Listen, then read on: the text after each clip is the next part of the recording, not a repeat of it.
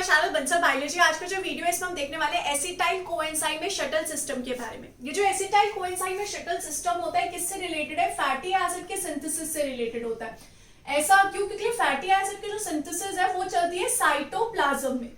वहीं अगर हम देखें फैटी एसिड के सिंथेसिस के लिए आपको चाहिए होता है एसिटाइल कोएंजाइम में, लेकिन एसिटाइल कोएंजाइम ए जो है वो प्रेजेंट होता है माइटोकॉन्ड्रिया की मैट्रिक्स में, और ये माइटोकॉन्ड्रिया की मैट्रिक्स में फंसा हुआ है। क्यों? क्योंकि माइटोकॉन्ड्रिया की एक मेम्ब्रेन जो है वो उसको पास नहीं होने देती है। आपको पता होगा माइटोकॉन्ड्रिया के पास टोटल दो मेम्ब्रेन होती है, एक होती है उसकी इनर मेम्ब्रेन और एक होती है उसकी आउटर मेम्ब्रेन। तो जो आउटर मेम्ब्रेन है वो एसिटाइल कोएंजाइम ए को कुछ नहीं बोलती है, वो एसिटाइल कोएंजाइम ए को बोलती है भाई जाना है तो जाओ, नहीं जाना तो मत जाओ।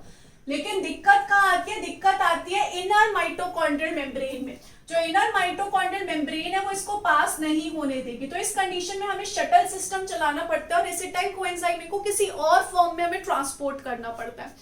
तो यहाँ पर हमारे पास क्या प्रेजेंट है? एसिटाइल कोएंजाइम ए प्रेजेंट है, जिसके पास कितने कार्बन है? 2 कार्बन है।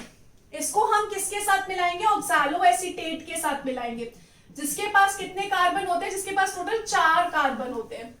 तो अगर हम देखिए ऑक्सैलोएसीटेट प्लस ऑक्सैलोएसीटेट प्लस एसिटाइल कोएंजाइम में क्या बनाएगा? सिट्रेट बनाएगा, जो कि कितने कार्बन होगा? 6 कार्बन होगा। 4 + 2 6।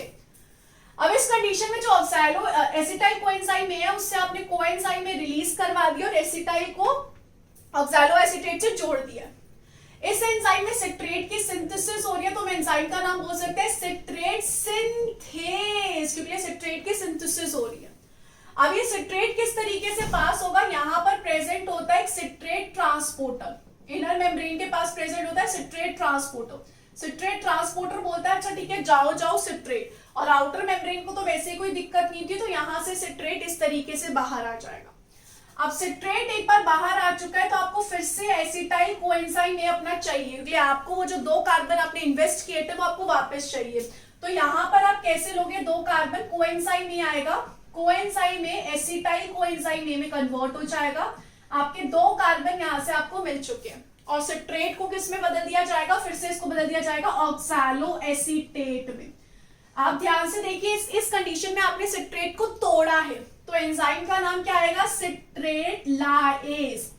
लेकिन ये करने के लिए आपको एटीपी यूज करनी पड़ती है, यानी कि आपको एनर्जी इस कंडीशन में यूज करनी पड़ेगी।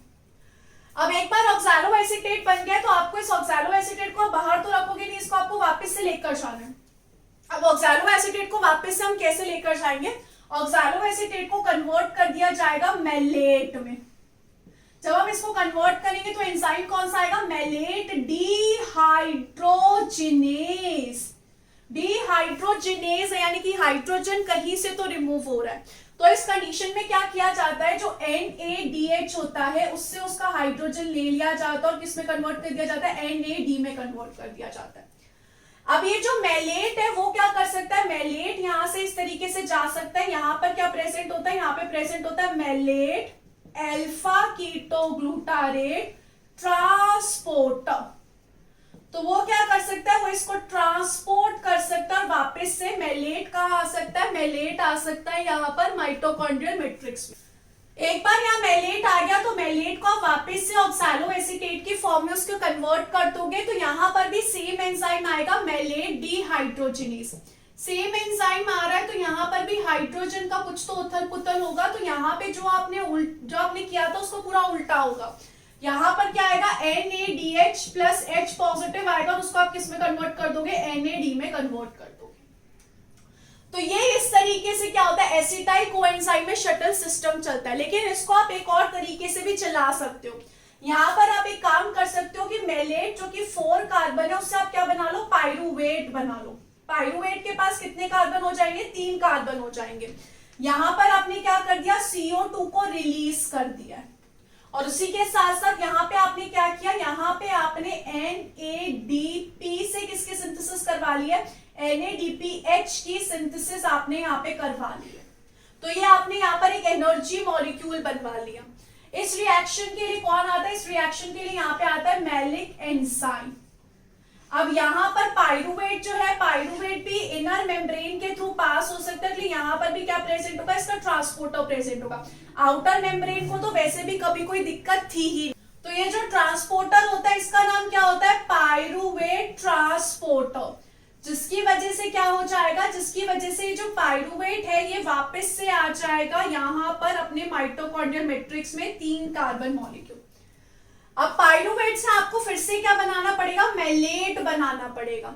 तो इसके सिंथेसिस के लिए आपको क्या करवाना पड़ेगा, CO2 का एडिशन करना पड़ेगा, क्योंकि ये 3 कार्बन है, 4 कार्बन है। तो यहाँ पर एंजाइम कौन सा आएगा, कार्बोक्सिलेशन कर रहे हो तो एंजाइम का नाम होगा पायरूवेट कार्बोक्सिलेज। ऑब्वियस सी बात है, आप कार्बन डाइऑक्साइड का एडिशन करवा रहे हो। और इस चीज के लिए आपको क्या यूज करनी पड़ेगी, ATP आपको यूज करनी पड़ेगी।